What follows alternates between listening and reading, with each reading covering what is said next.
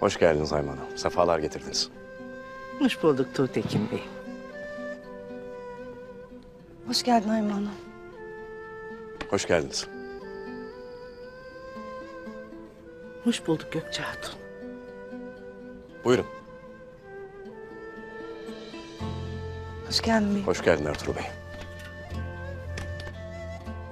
Hoş bulduk Tuğtekin Bey.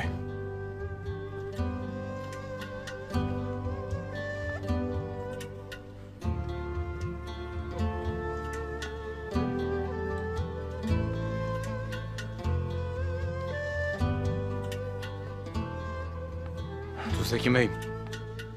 Hoş geldiniz. Buyurun. Eyvallah. Tuğtekin Bey, Halime Sultan. Gökçe Hatun. Hoş geldin. Hoş bulduk.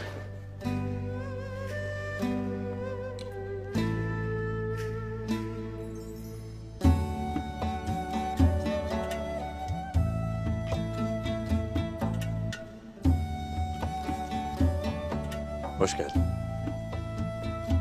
Hoş geldin.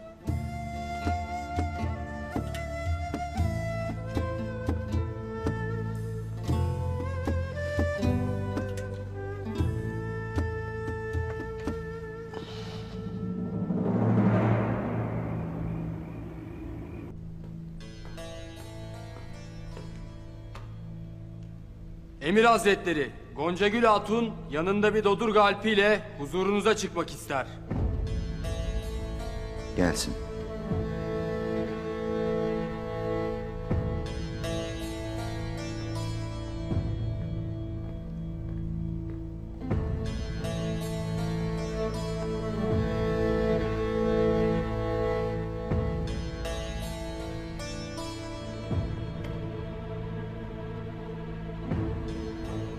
Neden buradasın? Gümüştekin Bey'imden her ne olursa olsun devletin yanında olmayı öğrendim Emir Hazretleri. Peki Ertuğrul Bey'in iftiraları? Onlar hakkında ne düşünüyorsun?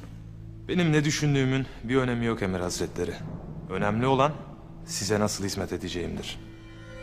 Beylerin savaşına ahaliyi karıştırmayacak kadar kıymetli bir emir olduğunuzu bilirim Emir Hazretleri.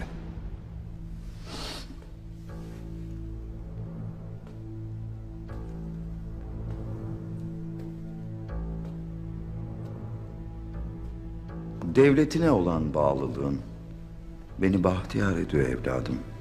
Boğaç Alp'in size çok kıymetli bir haberi var Emir Hazretleri. Öyle mi? Neymiş o? Ertuğrul Bey'in kardeşi Dündar Bey ile Halime Sultan'ın kardeşi Şehzade Yiğit obaya gelmek üzere. Nereden öğrendin bunu? Halime Sultan'ın 2 çocuk için çadır hazırlığı yaptığını bilirim Emir Hazretleri.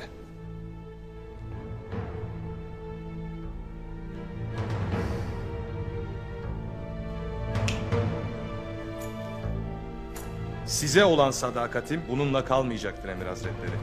Getirdiğim her havadiste bunu göreceksiniz.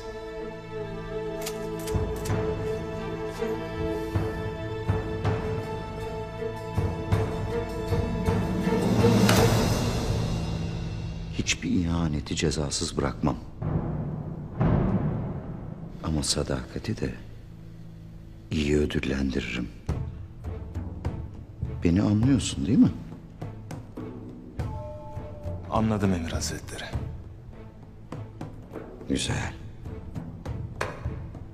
Şimdi git, obada gözüm kulağım ol.